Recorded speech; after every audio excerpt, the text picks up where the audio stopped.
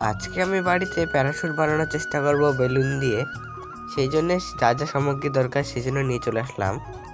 তারপরে একটি কাঁচি এনে গ্লাসের সাইডগুলো কাটতে শুরু করে দিলাম লম্বা লম্বা করে।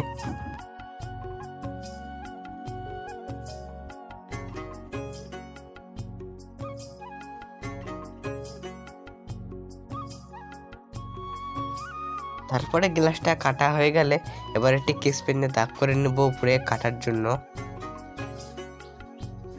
আর এটা কাটার জন্য আমি ব্লেড ব্যবহার করব, তোমরা অন্য কিছু ব্যবহার করতে পারো। তারপরে দেখো এই যে এরকম করে সমান বরাবর কেটে নেব উপরটার সাইডগুলো। তারপরে গ্লাসটা যেদিকে ফুটা করেছিলাম সেই দিকে বেলুনটা উপর দিক করে ঢুকিয়ে দেবে তোমরা, অনেকটা এভাবে আমি যেরকম করে করলাম। তারপরে যেদিকে বেলুনটার মাথা আছে সেদিকে একটু মুখ দিয়ে হাওয়া মারলে ব্যাস বেলুন ফুলে যাবে।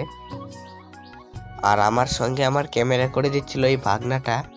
আর ব্যাস, তখন এটা তৈরি করার পরে ছাড়লাম তখন ঠিকঠাক উঠলো না, কিন্তু তোমরাও ট্রাই করতে পারো।